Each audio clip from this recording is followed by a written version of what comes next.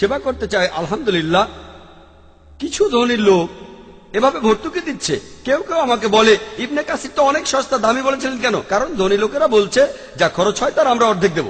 তাহলে খরচ হয় যদি 8,000 রুপি বা 6,000 রুপি, ধনীরা অর্ধেক দিচ্ছে, তার 3,000 ইবনে কাসিরে থাকছেন। ধনী লোকেরা এখানে ভর্তুকি দিচ্ছে। তারা যদি চায় যে হাজিদের সেবা করবে, রোজার সময় আসা লোকদের সেবা করবে, আপনি আপত্তি করছেন কেন? নিতে না চাইলে নেবেন না, দলে না গিয়ে আপনি চাইলে একাও যেতে পারেন।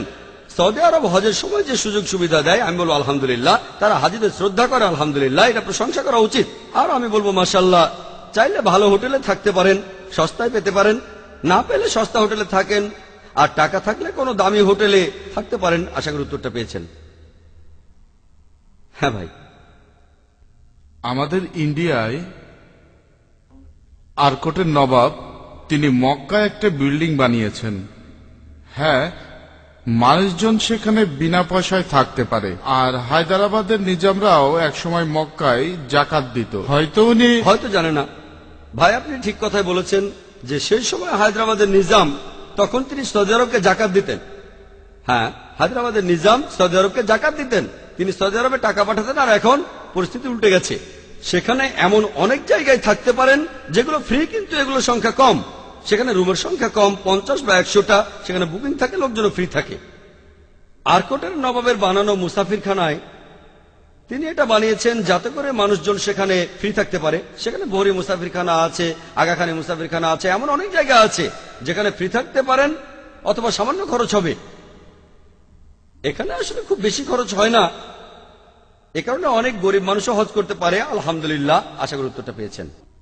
হ্যাঁ ভাই, জাকাত এটা কি শুধুমাত্র রমজান মাসেই দেওয়া উচিত, নাকি বছরের অন্য সময়তেও দেয়া যাবে? এ ধরনের কি বিশেষ কোনো সময় আছে? ভাই, আপনি প্রশ্ন করলেন জাকাত কি বছরের যে কোনো সময় দেওয়া যাবে নাকি শুধু রমজানের সময় দিতে হবে? এখানে নিয়মটা হলো, কোন ধনী লোকের সম্পদ নিসাবের চাইতে বেশি হলে, 85 গ্রাম স্বর্ণের চাইতে বেশি হলে, সঞ্চয় 1 বছরের বেশি সময়, যদি সেই সঞ্চয়ের টাকা তার কাছেই থাকে, তখন সেই লোককে জাকাত দিতে হবে। তাহলে আপনার সঞ্চয়ের পরিমাণ নিসাবের চাইতে বেশি হলে, 85 গ্রাম স্বর্ণের চাইতে বেশি হলে, যদি 1 বছরের বেশি সঞ্চিত থাকে, হোক সেটা শুরু করেছেন জানুয়ারি, ডিসেম্বর বা এপ্রিলে, যদি এই সম্পদ 1 বছরের বেশি সময় সঞ্চিত থাকে, তাহলে জাকাত দিতে হবে। জাকাত বছরে যে কোনো সময় দেওয়া যায়, তবে সুবিধার জন্য এভাবে হিসাব করতে গেলে সমস্যা হয়ে যেতে পারে। এখন আমার কাছে এত আছে, এখন জানুয়ারিতে 1 লাখ টাকা ছিল, ফেব্রুয়ারিতে 50,000, তারপর মার্চে 50,000, এরপরে আবার এপ্রিলে 3 লাখ টাকা। হিসাব করা কঠিন, তাই সুবিধার জন্য আমরা যেটা করি যে একটা সময়কে শুরু বলে ধরে নেই।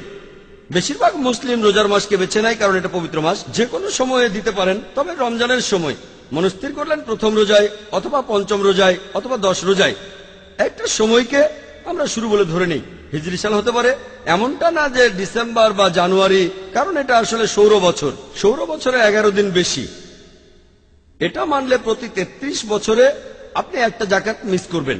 তাই একটা সময়ে আমরা শুরু বলে ধরে নেই। ধরেন আমরা হিজরি সাল আর আরবি সম্পর্কে তেমন বেশি কিছু জানি না, বেশিরভাগ মানুষই রোজার মধ্যে একটা সময় বেছে নেয়। তখন আপনার কাছে যে টাকা থাকবে সেটার উপরে জাকাত দেবেন।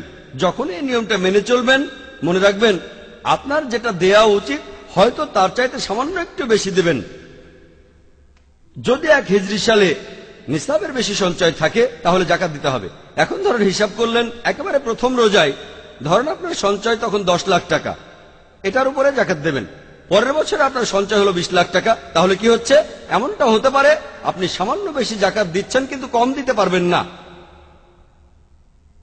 কম দিতে পারবেন না কারণ হয়তো এবছরের রোজায় 10 লাখ টাকা, পরের বছরের রোজায় 20 লাখ টাকা সঞ্চয়, কিন্তু এমনও হতে পারে 1 মাস আগে আরো 5 লাখ টাকা ছিল, তবে সেই 5 লাখ টাকার উপরে জাকাত দিতে হবে না।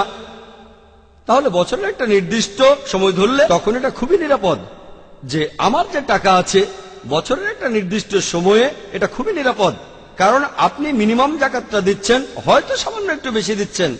2 লাখ টাকার উপর জাকাত হয় 5,000 টাকা। 2 লাখ থাকলে, 20 লাখ থাকলে হবে 50,000 টাকা। এই 2 লাখ হয়তো এসেছে 2 মাস আগে, সে সময় জাকাত দেয়া হয়নি, দেয়া হবে হয়তো 11 মাস পরে। হয়তো কিছু বেশি দেবেন, কিন্তু কম দিতে পারবেন না। এটা হলো খুব নিরাপদ পদ্ধতি। মানুষ রোজার মাসকে বেছে নেয়, কিন্তু এমন কোনো নিয়ম নেই। যদি ঠিক করেন যে রোজাকে শুরু বলে ধরবেন, আর ধনী লোকদের 1 কোটি বা 2 কোটি টাকার সম্পদ থাকে, তাহলে 2 কোটি টাকা মানে 5 লক্ষ টাকা জাকাত। মানুষের জাকাতটা ভাগ ভাগ করেও দিতে পারে। তারা এভাবে হিসাব করতে পারে যে আমার জাকাত সামনের বছরে, আগামী বছরে আনুমানিক 5-6 লাখ টাকা হবে। আপনি প্রতি মাসে 50,000 টাকা করেও দিয়ে দিতে পারেন। আগাম জাকাত দিতে পারেন, 2 বছর আগেরটাও দিতে পারেন। হাদিস আছে যে এক সাহাবী অতিরিক্ত জাকাত দিলেন, তারপর বললেন, ইয়া রাসূল, আগামী বছরটা দিতে পারবো? নবীজি বললেন, পারো। আপনি 1 বছর আগেও দিতে পারেন, কারণ একেবারে 5-6 লাখ টাকা দেওয়াটা বেশ কঠিন।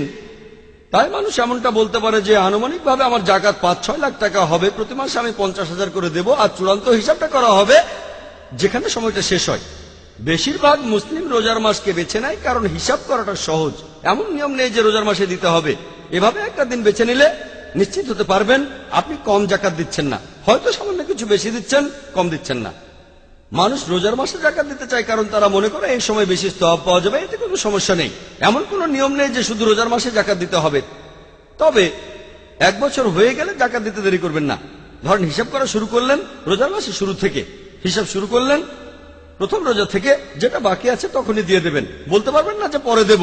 আগাম জাকাত দিলেও সমস্যা নেই, বাকি থাকলে তখনই দিয়ে দিতে হবে। যদি হিসাব করে দেখেন কিছু জাকাত বাকি আছে, তখন যদি চিন্তা করেন এই জাকাতের টাকাটা আমি দেব 1 মাস পরে, এটা ভুল। আশা করি উত্তরটা পেয়েছেন। কোন বোন কি প্রশ্ন করবেন? আসসালামু আলাইকুম ওয়া রাহমাতুল্লাহ।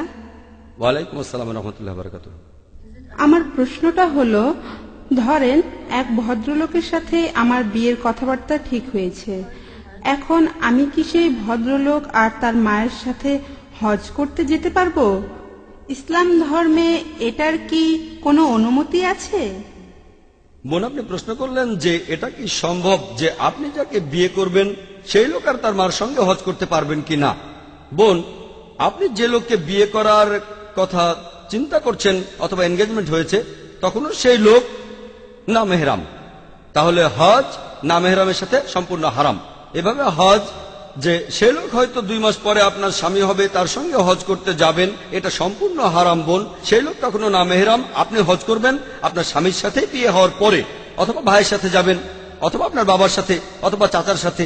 তবে এমন কারোর সাথে যেতে পারবেন না যাকে বিয়ে করবেন যার সাথে এনগেজমেন্ট হয়েছে। আপনার বিয়ে না হলে একসাথে হজ করতে পারবেন না, একসাথে হজ করা যাবে না। যে কোনো হজ, একসাথে হজ অথবা আলাদা কোনো ধরনের হজ, এমনকি ওমরাও করতে পারবেন না হবু স্বামীর সঙ্গে। ইসলামে এর অনুমতি নেই। আশা করি উত্তরটা পেয়েছেন। হ্যাঁ ভাই, আমরা খ্রিস্টান ধর্মের লোকদের প্রায়ই বলতে শুনি যে সেন্ট পিটার, সেন্ট জোসেফ আর সেন্ট জেভিয়ার্স, এই সেন্টের ব্যাপারটা কি ব্যাখ্যা করে বলবেন? ভাই প্রশ্ন করলেন যে খ্রিস্টানরা বলে সেন্ট জোসেফ, সেন্ট পিটার, এটার মানে কি? সেন্ট মানে একজন পবিত্র লোক যে আল্লাহর কাছাকাছি থাকে খ্রিস্টানদের ধর্ম মতে। এই ধরনের বিশ্বাস আছে। এইসব সেন্ট, খ্রিস্টানরা এমন কথা বলে কাউকে সেন্ট উপাধি দিতে পারেন একমাত্র পোপ। আর সেন্ট উপাধি তখনই দেওয়া হয় যখন সেই লোকটা মারা যায়। অন্ততপক্ষে 2টো অলৌকিক কাজ দেখাতে হবে। এখন কিছুদিন আগে মাদার তেরেসাকে সেন্ট উপাধি দেওয়ার কথা উঠেছিল। মাদার বলা হয় সম্মানের জন্য, সিস্টার আর মাদার বলা হয় সম্মানের জন্য। তখন মাদার তেরেসাকে সেন্ট উপাধি দেওয়ার কথা উঠেছিল। তিনি মারা গেলে এ নিয়ে ভ্যাটিকান সিটিতে আলোচনা হলো। পোপ একটা অলৌকিক কাজ খুঁজে পেলেন। কাজটা কি ছিল আমি ভুলে গেছি, তবে অলৌকিক কাজ লাগবে 2টো। পবিত্র হতে হবে আর আল্লাহর কাছে থাকবেন। এই সেন্ট উপাধি তাকে দেয়া হবে যে খুব ভালো মানুষ আর আল্লাহর কাছাকাছি থাকে। আর এখনকার দিনে কাউকে যদি সেন্ট উপাধি দেয়া হয় তখনই দেয়া হবে যখন সে মারা যাবে। আমি বলছি এখনকার কথা, যখন সে মারা যাবে, যখন পোপ আদেশ জারি করবেন। আর অন্ততপক্ষে 2টো অলৌকিক কাজ দেখাতে হবে। এখন যাকে সেন্ট উপাধি দেওয়ার কথাবার্তা চলছে তিনি মাদার তেরেসা। আশা করি উত্তরটা পেয়েছেন।